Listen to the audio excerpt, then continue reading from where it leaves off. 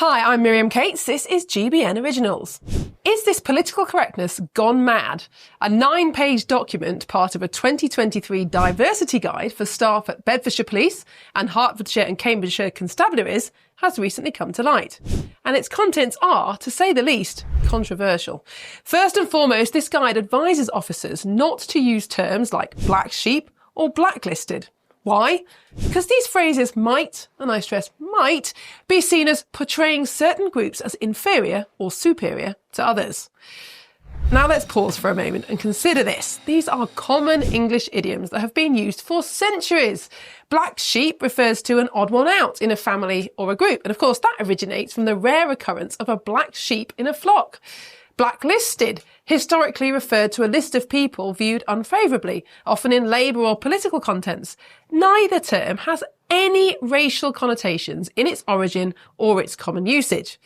But it doesn't stop there. The guide goes on to suggest that officers should say pregnant person instead of pregnant woman. It advises against using Christian-centric language like the term faith. And perhaps most controversially, it describes gender as a social construct relating to behaviours and attributes, adding that there is a wide range of gender identities other than just male and female. Now, I don't know about you, but I find it rather concerning that our police officers are being instructed in what many would consider highly contentious sociological theories as if they were indisputable facts. Now, we spoke to Festus Akimbosoye, who's a former Bedfordshire Police and Crime Commissioner, and here's what he had to say. What a load of woke nonsense. Well, you could say that. I just did. It is. I would echo that. It is nonsense. And look, one thing I know for a fact is this: the majority of police officers in this country just simply want to catch criminals, prevent crime from happening, and protect victims. This kind of guidance does nothing, in my opinion, to support them in doing that job. And one thing I found quite astonishing about this document when it was brought to my attention just yesterday was the fact that it had all these lists of black this or black that you couldn't say. But there was no mention whatsoever about the words like whitewash. And so I couldn't understand why you couldn't say blacklist, but it was okay to say whitewash. It's just nonsense. Well, Festus, can I ask you, as a black man, are you offended by the term blacklist or blackwash? No, you're not. I have never met a black person yet who is going to issue with using words like blacklist or blackmail or black sheep or anything like that. And the people who are making an issue out of this, actually, in my opinion, they are actually creating more harm than they are creating good. They're not helping those they think they're trying to help. And to even go to the extent of saying, well, you shouldn't be saying a pregnant woman, but rather you should be saying pregnant person. I thought only women get pregnant. Well, I mean, it's just nonsensical, and it's not what police should be doing. And they should be focusing more on catching criminals, protecting victims. It's white middle-class Guardian readers who've come up with this rubbish. I want to guess that the person who probably wrote this does not look like me. Exactly.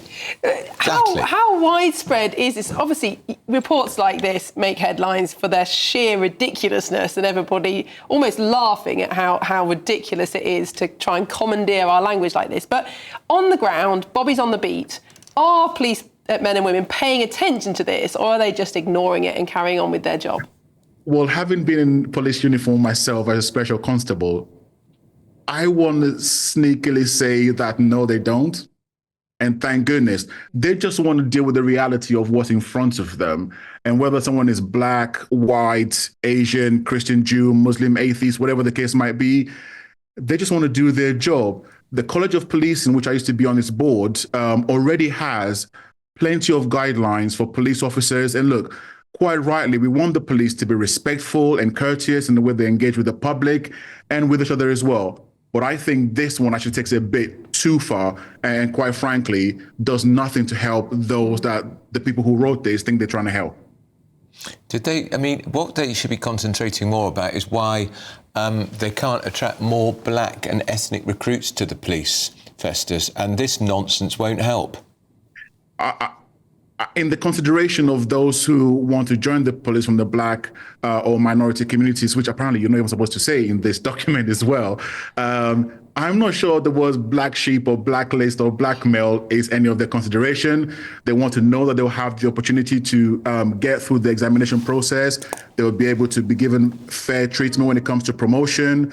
They'll be treated fairly by their colleagues. And they'll get a good pay, actually. That is some of the things that they'll be thinking about. I'm not sure this is of any help whatsoever at all. And thank goodness, I will say, though, that this is not official policy within those Triforce collaboration. It was a reference in the footnote section to some guidelines.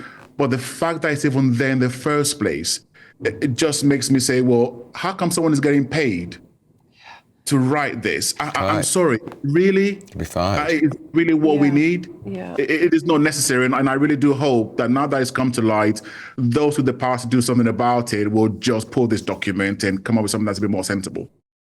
Now, this guide introduces officers to the concept of white fragility, defined as a state in which some white people are unable to cope with or process the information they receive about racism. It goes on to say that while people may react angrily or defensively to this topic, it is important to understand white fragility, as this can derail open conversations about race. Now, let's be clear, racism is abhorrent and it has no place in our society or our police force. But is labelling any disagreement or discomfort with these ideas as white fragility really the way to foster open and honest conversations about race? And here's something that I find particularly patronising. The guide advises police officers to watch a video on BBC Bitesize, that's an educational website for GCSE students, to understand the difference between being non-racist and anti-racist. Are we really suggesting that our highly trained police officers need to be educated on complex sociological concepts using resources designed for school children? Now, supporters of these guidelines might argue that language matters, that being mindful of our words can create a more inclusive society. And to some extent, they're right. We always should strive to be respectful and considerate in our speech. But there's a difference between being respectful and walking on eggshells, constantly second-guessing every word for fear of causing offence where none was intended. And when it comes to our police force, I'd argue that clear, straightforward communication is far more important than linguistic gymnastics. Moreover, we need to ask ourselves, is this really the best use of our police resources?